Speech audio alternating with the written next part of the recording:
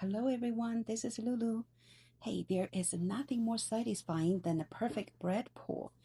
This purple yam shokupan is a showstopper with those beautiful swirls and a texture that stays soft for days. It is the ultimate weekend bake. So let's get started.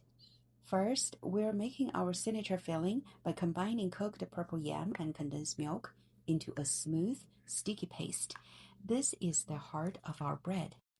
Next, let's create our purple yam sheet.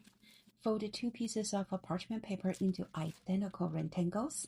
This acts as our template. Then place the filling on the first sheet, cover with the second, fold the edges back into that rectangle shape, and use your rolling pin to press the filling into every corner. This ensures an even layer of yam in every single bite. And we're going to pop this in the freezer for 20 minutes to firm up so it's easy to handle later.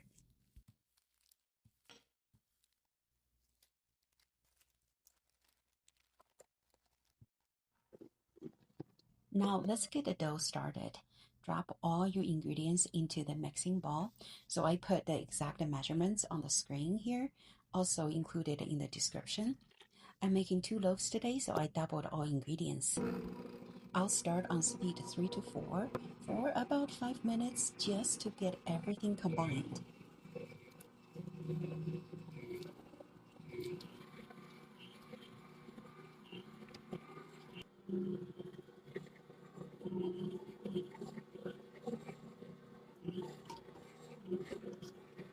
Once the dough comes together, I'm turning my ankestron up to medium high, right between 6 and 8.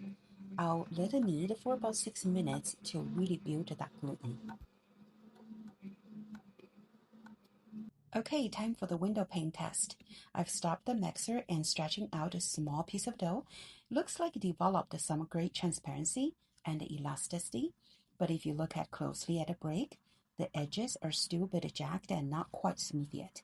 That tells me the gluten needs just a little more work.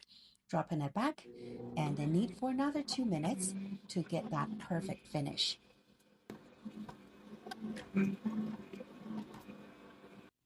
Now look at that. The dough is beautifully translucent and holds its shape without tearing. To get it even smoother, I'll give it about 10 quick slaps on the counter. You can feel the dough becoming more elastic with every fold. So this is the secret to a professional looking loaf with a tight, even crumb. 10 slaps later and look at that surface.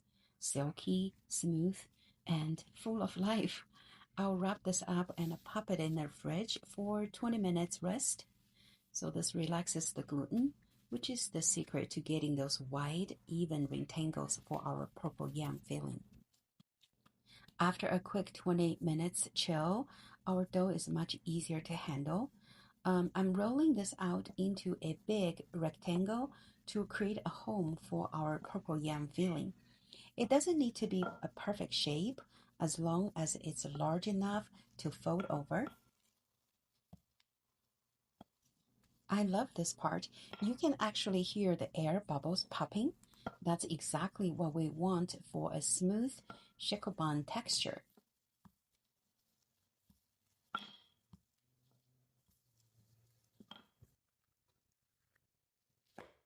Keep a little flour nearby to prevent sticking, and we're about ready to fill.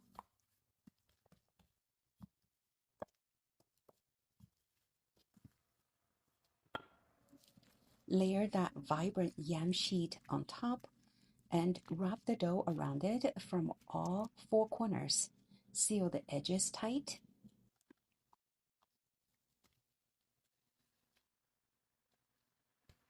Fold it top to bottom into a neat square, then slowly roll it out.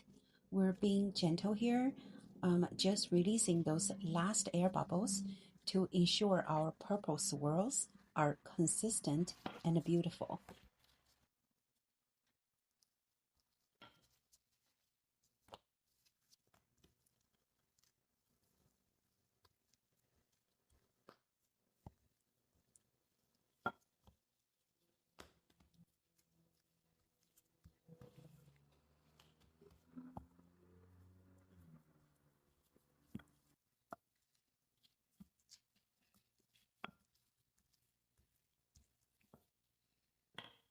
One last fold. Stack the dough from left to right, then slowly roll it out until it's ready for the pan.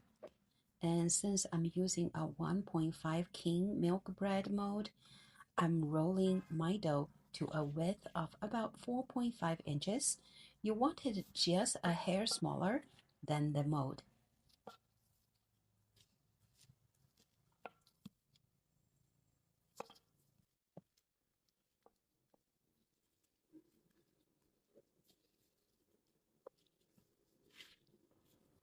Now for the magic.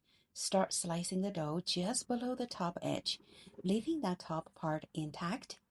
I'm eyeballing it here and ended up with a nice strips. This is how we create that stunning decorative top. Then unturn each strip so the cut side faces up. Then roll it up tightly from top to bottom and make sure to stretch and press the bottom edge to create a secure seal before placing it in the mold.